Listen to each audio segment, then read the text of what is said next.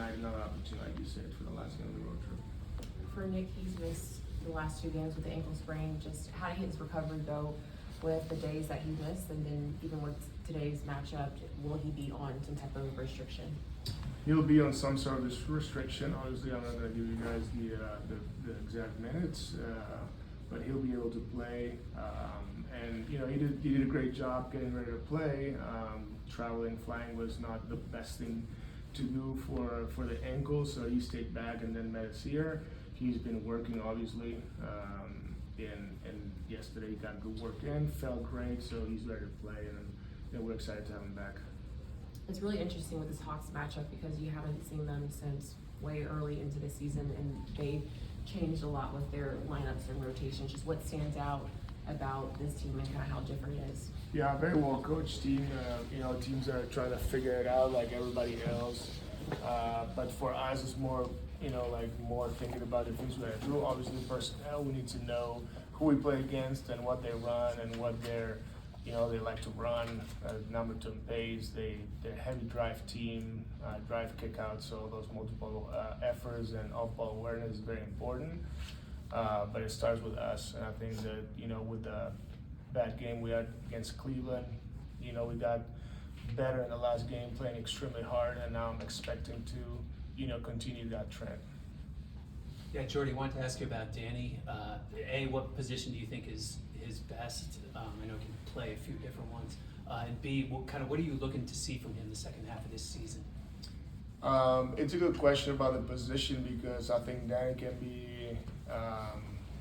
at times our primary ball handler, and I'm comfortable with him bringing the ball and starting to our offense. He's been playing at the backup center lately because we're missing Nick, and he's more than capable of doing, and teams have to be aware of his playmaking and shooting.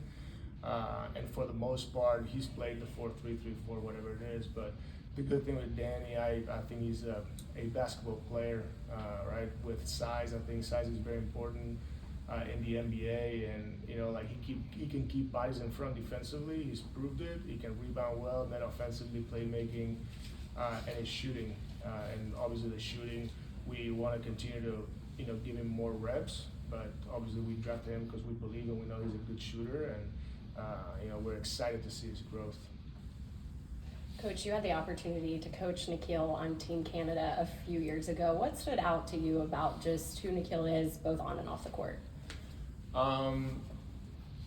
Everything extremely positive because they welcomed me into the program. That means a lot to them. As you know, those guys don't play. You're not doing it for money or anything, right? You're doing it because you want to represent your country and how much it means to you and your family, and that's what stood out to me. His relationship with Shea, obviously, and the families and everybody else. Those guys grew up together. I got to know them, work with them, and I had 2 very, very special tournaments and 2 years with them that it was awesome. I have a lot of respect for him as a professional, hard worker, you know, very diligent with his work day to day. And then, you know, what I liked the most was getting to know him as a person. Wonderful person, great teammate, coachable, and he was a big part of the success that we had. Okay, thank you. Thanks.